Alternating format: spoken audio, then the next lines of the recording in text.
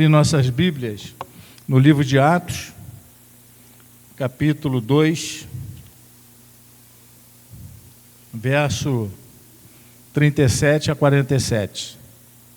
Atos, capítulo 2, depois da leitura bíblica, nós teremos um solo com o rouxinol da nossa igreja, que é a nossa irmã Bernadette. Atos, capítulo 2, 37 a 47. Quero dizer aos irmãos que eu estou muito feliz hoje, porque nós estivemos orando pela nossa princesinha, a Helena, e graças a Deus ela está conosco hoje, né? A honra e glória do Senhor. Tivemos orando essa semana, pastor, também por um jovem, que o pai dele é muito meu amigo, é meu xará. E o garoto tem 2 filhos para criar, tem uma esposa para cuidar, tentou suicídio, 30 e poucos anos. E os médicos, ele teve 3 paradas cardíacas, ele ligou para mim pedindo que orássemos por ele. O nome dele é Marcos, até meu xará, né? Marcos Alexandre. A gente chama ele de Deco. Ainda está internado no Azevedo Lima, mas em vista do que foi, ele está bem. Ele teve 3 paradas cardíacas, ele tentou suicídio tomando vários remédios, aquilo que eu falei há uns tempos atrás, quando eu preguei sobre o suicídio, né? E isso aí é uma constante e é um problema sério na sociedade ao qual nós estamos vivendo. E graças a Deus, os médicos ficaram abismados porque ele voltou e ele está se recuperando. Os médicos não sabem explicar. Ontem eu falei com ele pelo telefone, ele falou, mandou me agradecer. Eu falei assim, você não tem que agradecer nada, é uma obrigação nossa, né? Eu conheço o garoto e a gente continuamos orando por ele, leva os irmãos o nome dele. Só lembrar de Deco, né? Deus já sabe que é o Marcos Alexandre, para que Deus possa estar abençoando. Uma vez ele declarou Jesus como Salvador, que eu preguei para ele, mas não firmou, né? Se envolveu com, os irmãos já sabem, e gosta de fumar aquele charuto do capeta, e tomou vários remédios, aquele refrigerante que é estimulante, aquele refrigerante que é tipo estimulante, e depois tomou tipo Gadernal, esqueci o nome do remédio, também é remédio assim. Ele fez uma mistura que o coração dele não aguentou. Teve 3 paradas cardíacas, o médico subiu em cima dele, o pai dele falando para mim, dando massagem para que ele voltasse, e quase que ele foi embora, Deus não permitiu. Então, nós vemos, irmãos, o quanto a nossa igreja, o quanto nós precisamos anunciarmos a grandeza do Evangelho. Atos capítulo 2, 37 ao 47. E ouvindo eles isto, compungiram-se em seu coração, e perguntaram a Pedro e aos demais apóstolos, que faremos, varões e irmãos? E disse-lhe Pedro, arrependei-vos e cada um de vós seja batizado em nome de Jesus Cristo para perdão dos pecados e recebereis o dom do Espírito Santo. Porque a promessa vos diz respeito a vós, a vossos filhos e a todos os que estão longe, a tantos quantos Deus, nosso Senhor, chamar. Com muitas outras palavras, isto testificava e os exortava, dizendo, salvai-vos dessa geração perversa. De sorte que foram batizados que de bom grado receberam a sua palavra, e naquele dia agregaram-se quase 3.000 almas. E perseveravam na doutrina dos apóstolos, e na comunhão, e no partir do pão, e nas orações. E em toda a alma havia temor, e muitas maravilhas e sinais se faziam pelos apóstolos. E todos que criam estavam juntos e tinham tudo em comum, e vendiam suas propriedades e fazendas, e repartiam com todos, segundo cada um havia de mister. E perseverando unânimes todos os dias no templo, e partindo o pão em casa, comiam junto com alegria e singeleza de coração, louvando a Deus e caindo na graça de todo o povo. E todos os dias acrescentava o Senhor à igreja aqueles que se haviam de salvar. Senhor, aplica a Tua mensagem em nossos corações. fale cada vez mais no coração da tua igreja. Que tenhamos, Senhor, uma igreja viva, uma igreja que busque fazer a tua vontade, uma igreja obediente, para que o teu nome seja exaltado nesta localidade, neste bairro, nesta cidade, nesse estado e nesse país. Para que vidas sejam transformadas com o poder e o amor de Jesus Cristo. E em nome dele nós choramos e agradecemos. Amém. Amém. Agora vamos ouvir a nossa irmã, que vai louvar o Senhor, nossa irmã Bernadette. Nós temos orado por ela. Ela está fazendo um tratamento médico e tem sido aí uma serva de Deus fiel, buscando sempre o seu talento, com a sua voz, para louvor e bênçãos do nosso Deus. E ela fala muito em meu coração quando ela canta, quando ela louva, né? Pelo exemplo que ela tem dado para cada um de nós.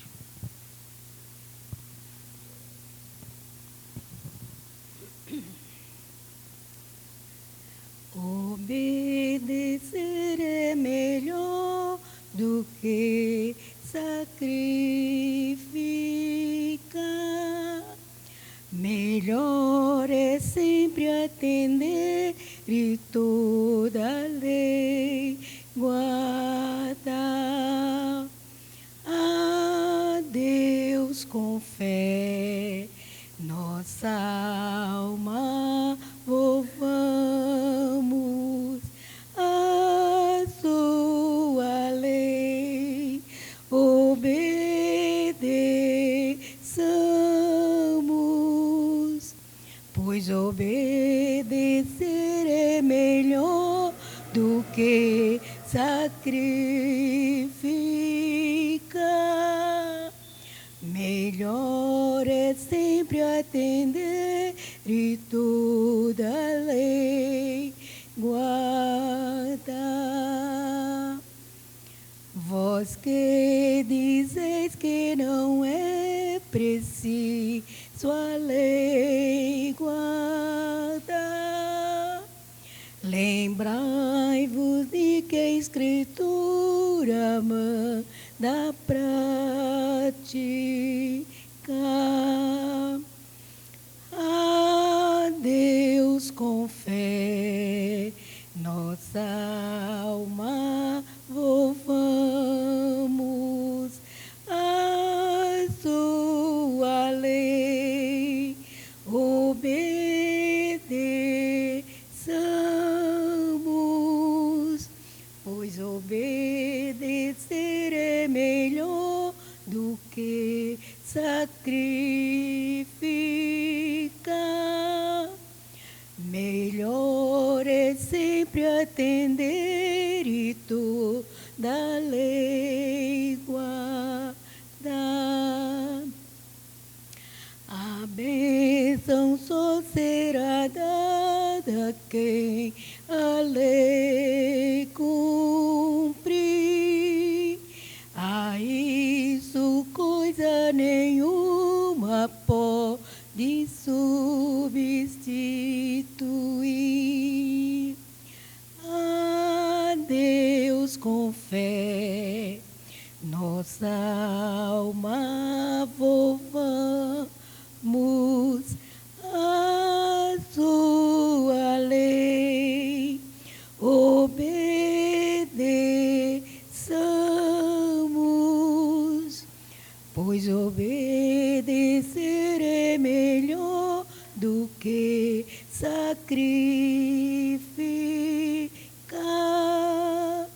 Melhor é sempre atender e toda a lei guardar.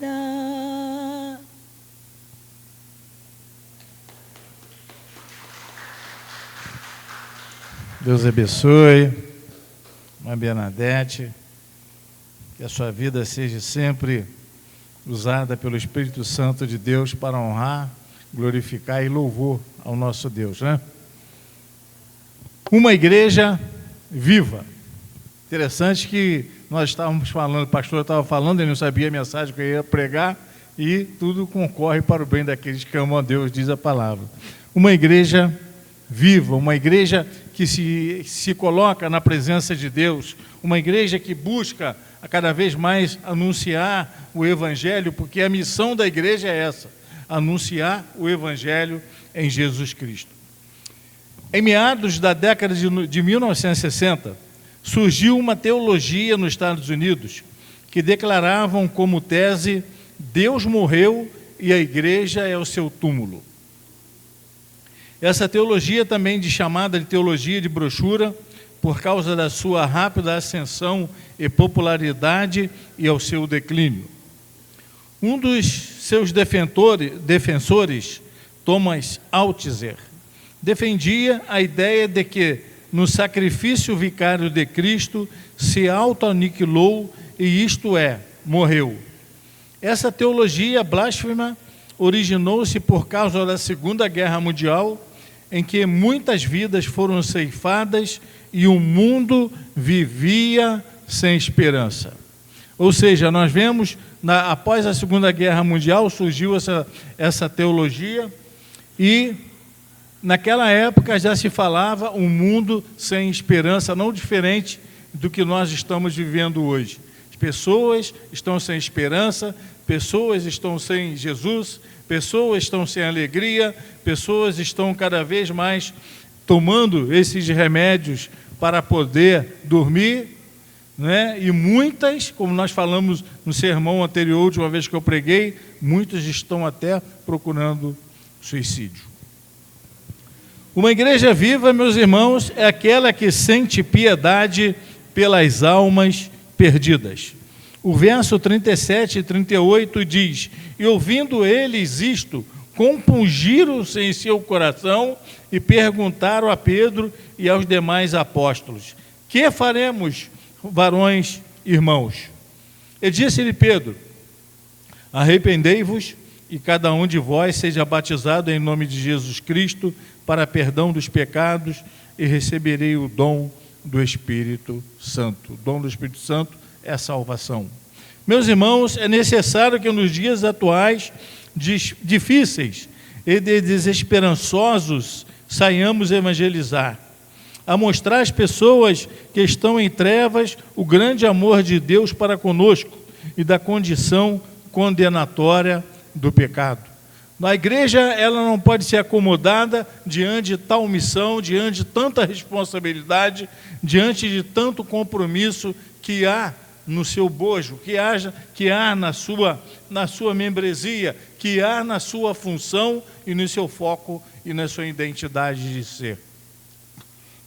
A igreja, ela não pode virar as costas diante de vidas lá fora que estão precisando de Jesus. Vidas lá fora que estão carecendo da grandeza do amor de Deus, carecendo do Evangelho, carecendo da palavra que vem fazer com que o homem seja liberto dos seus delitos e dos seus pecados. E nós temos que ter piedade dessas almas perdidas. Piedade é estar no coração, nutrir no coração o amor por essas pessoas. Ah, mas pastor, tem muita gente que não presta. Eu falei assim, eu sei, mas não cabe a nós julgar. Cabe a nós, Igreja do Senhor, anunciar o Evangelho de Cristo para que haja uma metanoia, uma transformação, para que haja um mover do Espírito Santo, para que essas pessoas tenham a sua natureza mudada, a sua natureza transformada, a sua natureza diante do pecado, voltando. Por isso a palavra conversão significa mudar de direção, para que essas pessoas vejam que só há vida em Jesus, só há vida no Senhor, só há vida quando nós colocamos o nosso coração, a nossa alma, o nosso espírito e o nosso corpo nas mãos de Deus. Em segundo lugar, uma igreja viva é aquela que testemunha o grandioso amor de Cristo. O verso 39 ao verso 41 diz: Porque a promessa vos diz respeito a vós, a vossos filhos e a todos os que estão longe, a tantos quanto Deus, nosso Senhor, chamar.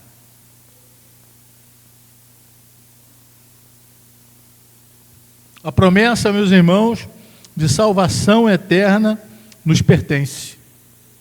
Nós já somos salvos por Jesus, não pelos nossos méritos. Que nós formos olhar para nós, vemos que não somos merecedores. Mas somos salvos pelo amor, porque outrora veio a mensagem de Jesus que entrou no nosso coração, na nossa alma e no nosso espírito e transformou a nossa vida. E essa bênção que está dentro de nós, que Jesus mora dentro do nosso coração, nós temos que passar essa bênção para outras pessoas, para que elas mudem a sua forma de ser, mudem o seu viver e busquem andar no caminho que Jesus colocou.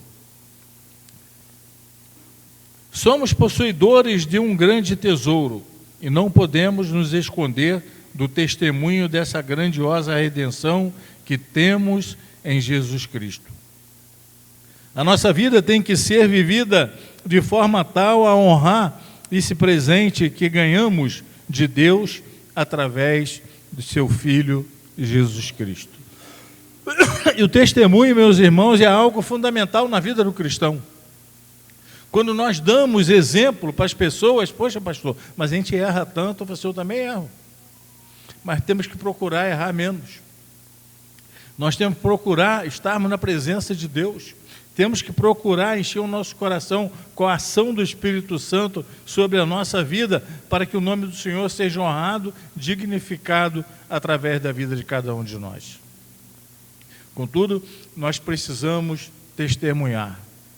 Nos deu exemplo agora, né, irmão? Sou do colega meu, ele até foi meu mecânico de moto, ele conserta a moto, desse rapaz que tentou suicídio. Ele ligou para mim. Por que ele ligou? Porque ele olhou, não porque eu sou merecedor, sou mais do que alguém, mas ele olhou em mim uma válvula de escape, aquele que poderia interceder a Deus por o filho dele e Deus responder a oração. Interessante, aqui na oração, eu fiz uma oração e postei no zap dele. Ele pegou essa oração e distribuiu para todos os familiares, para toda a família, para todo o grupo da família dele. Então serviu como testemunho. E nós temos, meus irmãos, que dar testemunho do amor, da graça e do poder de Deus sobre as nossas vidas. Em terceiro lugar, uma igreja viva é aquela que persevera nos ensinos e na comunhão com o Senhor. O verso 42 e 43 diz o seguinte: e perseveravam na doutrina dos apóstolos, e na comunhão, e no partir do pão, e nas orações. E em toda a alma havia temor, e muitas maravilhas e sinais se faziam pelos apóstolos. Meus irmãos, a gente percebe que viviam na comunhão. Eu dou graças a Deus que eu vejo comunhão nessa igreja. Eu dou graças a Deus quando nos reunimos com os irmãos do Águia de Cristo, a comunhão. Nós somos uma família só, e aqui eu reconheço que é uma só família. Nós vivemos de forma tal, como a igreja primitiva, ela se perseverava em aprender todos os ensinos do Senhor Jesus. Nós temos que perseverar nos ensinos do Senhor Jesus. Estava sentado ali, aprendendo quando a irmã Regina estava dando aula, até perguntei a ela, a senhora é professora? E ela disse para mim, sou professora, pastor. Então vou entender. E que aula que nós aprendemos hoje. Como ela tem, e não só ela, como outros irmãos têm dado aula aqui, pior sou eu, né? E tem gente, como a gente aprende, como a gente vê a grandeza de Deus, os ensinos de Deus, o amor de Deus sobre a nossa vida, a vida de cada um de nós. E viver em comunhão significa também estarmos com o Senhor, vivendo em harmonia e nos preocupando uns com os outros. E eu dou graças a Deus pela nossa igreja, muito quando eu sofri um acidente de moto, né? Acidente não, quando eu caí de moto, ia subir uma ladeira, subi em segunda, que era para subir em primeira, chegou lá, a moto pediu primeira, cadê que você passa a marcha? Aí vem eu, moto descendo o morro abaixo, não é? E estou com as perebas ainda aqui, né? Eu não tenho irmão, parece que o pastor parou de cantar, tocar ali no Ministério de Louvor, porque não dá para tocar. Porque quando eu toco, eu faço força, o trompete já tem que fazer força para o ar sair comprimido para poder sair as notas. Força aqui, o abdômen. E parece que as costelas estão trepando uma em cima da outra. Mas, quando eu estiver bom, os irmãos vão ver que eu estou bom. Mas vamos caminhando. E essa comunhão, na verdade, que nós temos uns com os outros, significa no partir do pão, significa nós estarmos orando um pelos outros, nós estarmos preocupados uns com os outros. E eu tenho orado muito pela nossa igreja, tenho orado pela vida do nosso pastor, da sua família, e agora foi da sua filhinha, que nós intensificamos mais, e o meu coração estava triste por causa, quando ele falou a situação da Helena, isso, criança, me comove muito. Eu sou muito agarrado com criança. Então a gente vê o quanto nós precisamos aprender, o quanto nós precisamos viver, permanecer na comunhão com o Senhor, relembrando também o martírio de Deus. Daqui a pouco nós estaremos participando da ceia, aquilo que Jesus fez para me salvar e aquilo que Jesus fez para te salvar. O pão significou, um pão é amassado, a massa é amassado, Jesus foi amassado por nós. Jesus foi transfigurado por nós. E Jesus teve, quando nós tomamos o cálice de suco de uva, nós vemos que o sangue de Jesus foi espargido naquela cruz para nos lavar os nossos pecados. E significa gratidão na nossa vida quando nós temos isso nos nossos corações. A igreja não pode apenas participar do culto a Deus, sem antes abrir o seu coração para que o Espírito Santo use nossas vidas. Não podemos apenas sermos formalistas, mas envolvermos com bom grado, obediência, amor, humildade na obra redentiva de Jesus Cristo.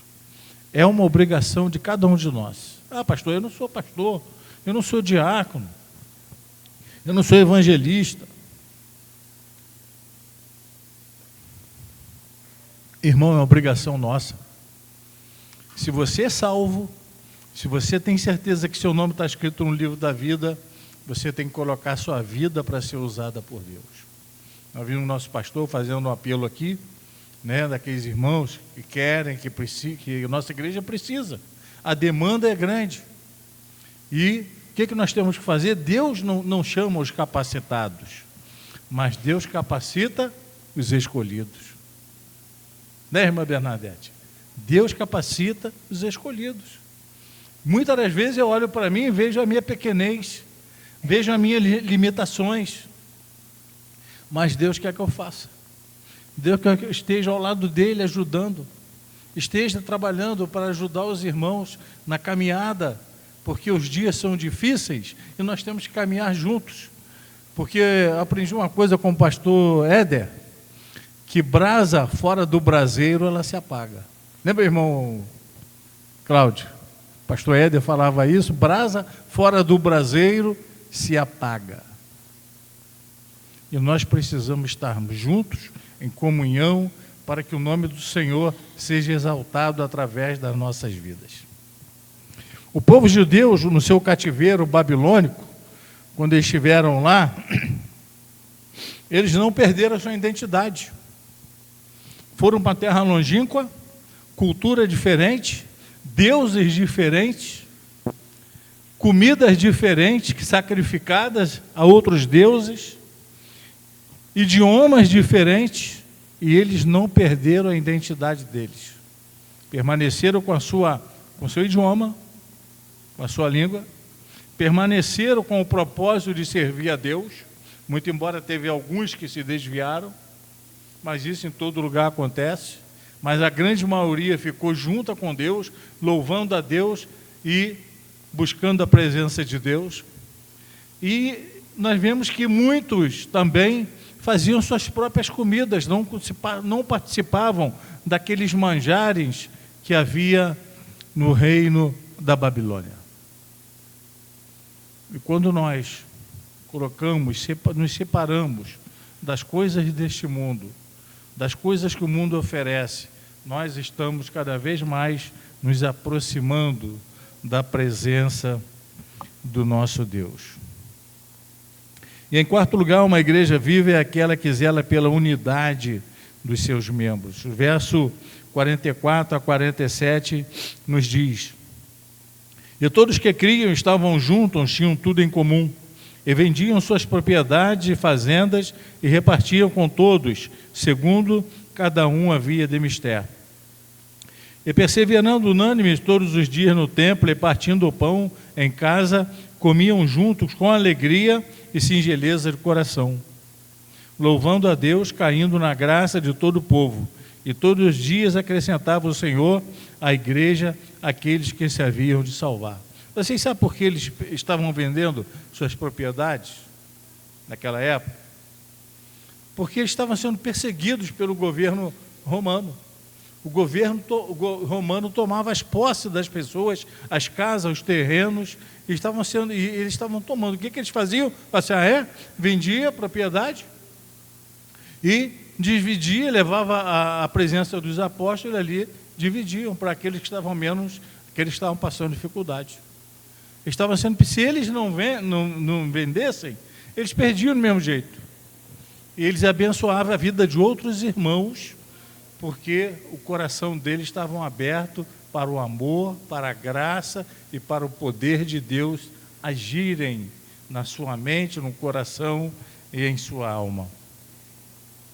O nosso culto a Deus, ele é inválido se nós não tivermos em nossos corações o amor fraternal.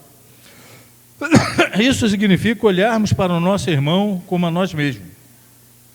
É uma unidade santa realizarmos a obra salvadora de Cristo. Irmãos, precisamos fazer a obra salvadora de Cristo. O foco da igreja é ajudar as pessoas? Sim. Mas, principalmente, o foco da igreja, o que sustenta a igreja, é evangelizar, a mostrar para as pessoas Jesus, aquele que perdoa os nossos pecados, escreve o nosso nome no livro da vida. As demais coisas vão acontecer, mas a prioridade, o foco da igreja, é anunciar Jesus. E para que isso seja uma realidade na minha vida e na sua vida, precisamos testemunhar, amar essas pessoas, a mostrarmos a ela a grandeza da vida e da salvação que só há em Cristo. E como vamos a mostrar? Estudando a palavra de Deus. Vimos aqui. Quando nós estudamos, quando nós aprendemos, nós vamos ter condições de falar de Jesus para as pessoas, até para aquelas que chegam para nós e nos questionam. Eu falei para os irmãos, uns tempo atrás, que eu tive um colega de trabalho que eu evangelizei ele durante 20 anos. E ele era chefe de centro de macumba, ele era espírita. E ele perguntava para mim, o que significa isso? O que é salvação? Quem é Jesus? Jesus é um profeta? Por que vocês não aceitam a reencarnação? E a gente aprende isso, porque não é porque eu sou pastor, mas porque eu estudo a lição da Escola Bíblica Dominical e estou aqui aprendendo com os irmãos que estão dando aula. E como a gente aprende? Aprendo com o irmão Gilson, aprendo com o irmão Elton, aprendo com a irmã Regina, aprendo com a outra irmã Regina, e com os irmãos que estão aqui. E muitas das vezes nós descartamos, não damos valor. E quando nós não damos valor, nós estamos perdendo a graça de Deus, a sabedoria de Deus, o amor de Deus que nos envolve na sua obra para a honra e glória do Senhor.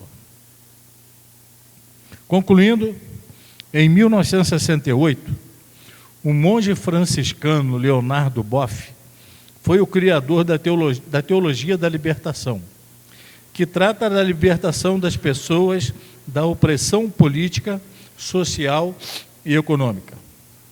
Usa o marxismo como método central e, com isso, substitui o verdadeiro valor da igreja, que é evangelizar o mundo, combater o pecado, para práticas revolucionárias, a fim de obter uma política estruturada em uma economia modelada apenas em padrões humanos para o bem-estar social. É o que nós estamos vendo hoje.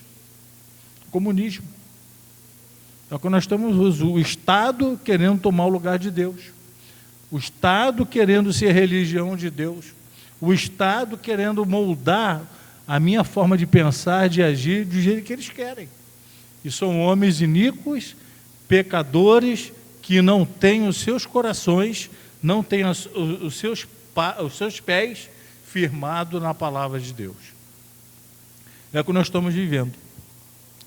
O nosso modelo de vida é Jesus Cristo, o qual devemos seguir os seus ensinos fundamentados no nosso coração e mente.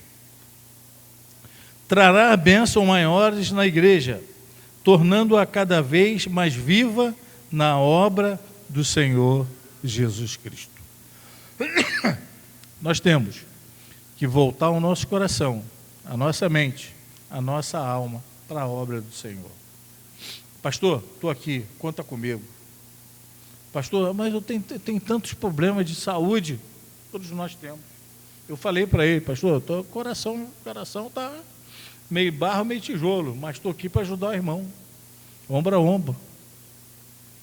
Será que você está disposto a estar ombro a ombro, principalmente com Deus e depois com o nosso pastor, para que a obra de Deus se perpetue nesta localidade, neste lugar, nesta cidade? E principalmente em nossos corações. Como disse, fazendo as palavras do pastor Éder e a minha, o braseiro, a brasa fora do braseiro se esfria. E possamos estar junto com o braseiro. E quem é o braseiro? O Espírito Santo de Deus.